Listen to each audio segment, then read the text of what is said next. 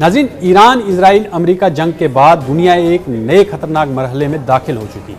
क्या ईरान ने शुमाली Korea model अपना लिया है? क्या ईरान के पास पहले से एटम बम मौजूद है?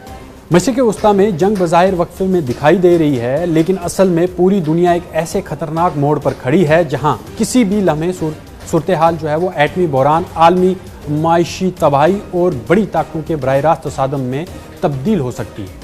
ताज़ा तरीन इतलात, सफारती नक़्ल व हरकत, फौजी धमकियाँ और ईरान के हालिया बयानात ने वाज़ह कर दिया है कि आने वाले दिन इंतहाई ख़तरनाक हो सकते हैं। सबसे बड़ी खबर ईरान की जौहरी प्रोग्राम्स को लेकर सामने आई है।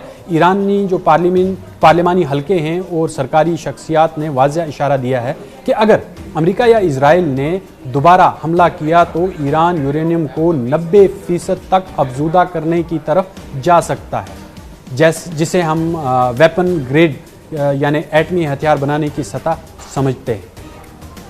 ये सिर्फ एक धमकी नहीं, ये पूरी दुनिया के लिए एक वार्निंग है, क्योंकि 60% से 90% तक पहुंचने का मरहला सबसे खतरनाक समझा जाता है। अमरीकी हुकाम भी मान रहे हैं कि ईरान अब खौफनाक हद तक एटमी हथियार के करीब पहुंच चुका है और यही वो मुकाम है जहां शुमाली कोरिया मॉडल की बात शुरू होती है।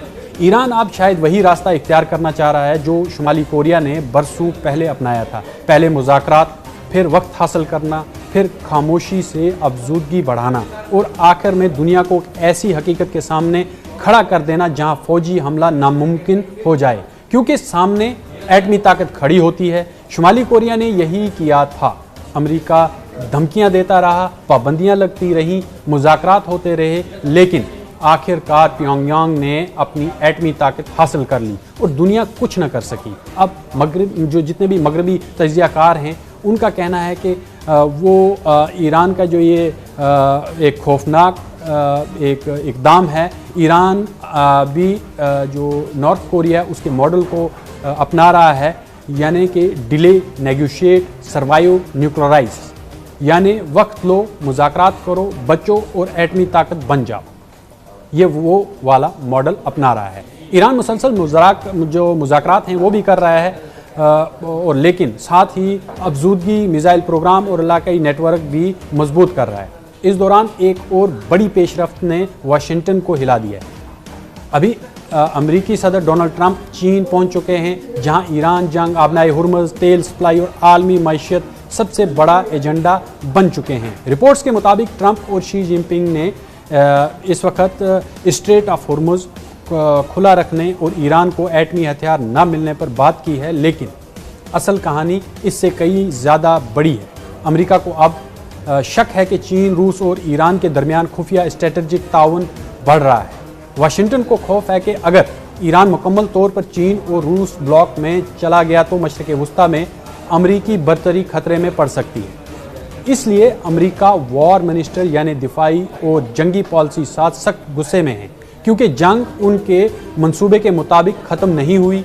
ईरान न सिर्फ बच गया बल्कि अब पहले से ज़्यादा जारहाना लहजे में बात कर रहा है।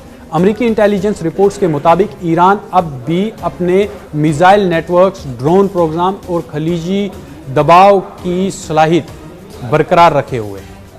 वहीं पाकिस्तान का किरदार भी अब आलमी तवज्जो का मरकज़ बनता जा रहा है। कई रिपोर्ट्स और सफारती हलकों में ये दावा गर्दिश कर रहा है कि ईरान ने अपने कुछ बहरी असासे और जहाज़ पाकिस्तान के साहिली इलाकों या महफूज जोन्स के करीब मुंतकिल कर रखे हैं, ताकि मुमकिना अमरीकी या इजरायली कार्रवाई से बचा जा सके।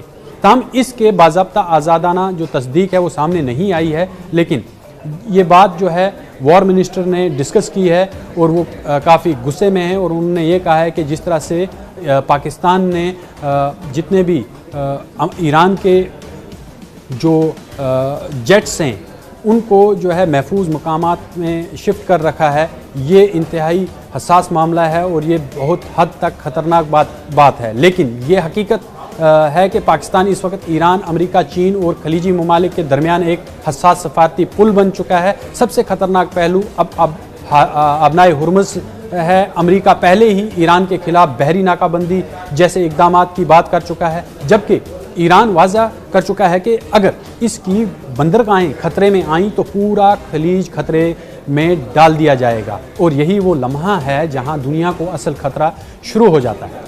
क्योंकि अगर ईरान वाकई 90% अफजूदगी की तरफ बढ़ता है, अगर इजराइल दोबारा हमला करता है और अमेरिका बहरी नाकाबंदी सख्त करता है, और अगर चीन और रूस खुलकर ईरान के करीब आते हैं, तो फिर ये सिर्फ ईरान जंग नहीं रहेगी, ये आलमी ताकतों का बराह रास्त तसादम बन सकता है। मैं समझता हूँ कि सूरत हाल अब इंतहाई नाजुक मरहले में है।